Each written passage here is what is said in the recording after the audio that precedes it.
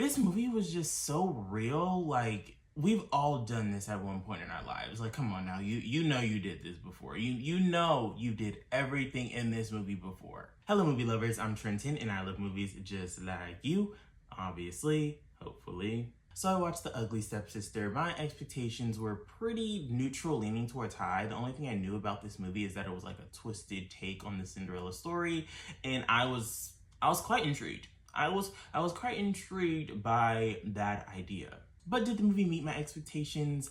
Yeah, I thought it was solid. Like I thought it was like really solid. In a fairy tale kingdom where beauty is a brutal business, Elvira battles to compete with her incredibly beautiful stepsister, and she will go to any length to catch the prince's eye. This video won't contain any spoilers. Starting off with my positives, the story / writing.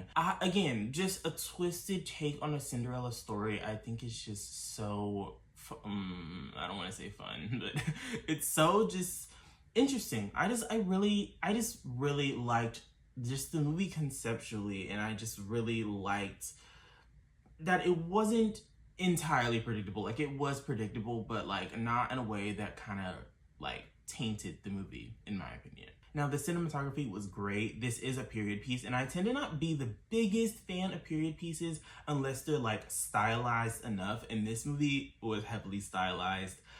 I was really loving it. I was loving the movie visually. Like, I was like, oh my god, this is like eye candy. This is eye candy. I don't really mention music or like the score or theme of a movie unless it's like really noticeable and I really like it or really dislike it. But in this movie, the synth pop, like, oh my god, like I was vibing with this movie crazy. Like, I was truly just like, oh my god, this music, like, I need this soundtrack. I need it.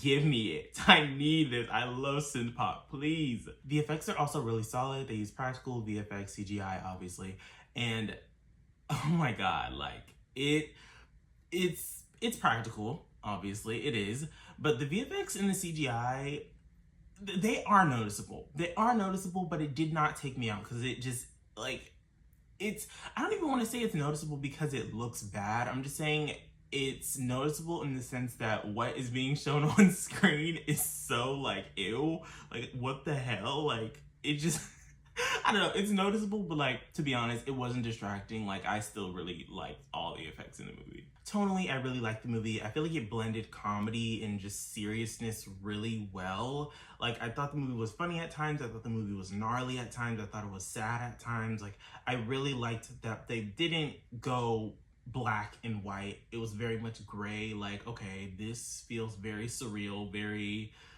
very strange, but in a good way. Like, I liked it. Now, when it comes to my mixed feelings, the characters, I was not the biggest fan of the characters themselves. Like, what the characters were doing were like, whoa, okay.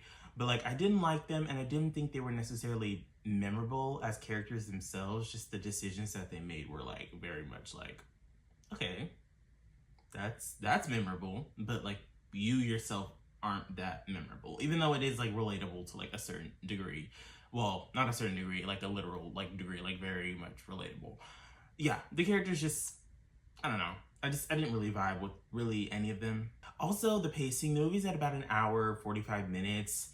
And honestly, I felt the runtime, but that could just be because with period pieces, I tend to feel the runtime.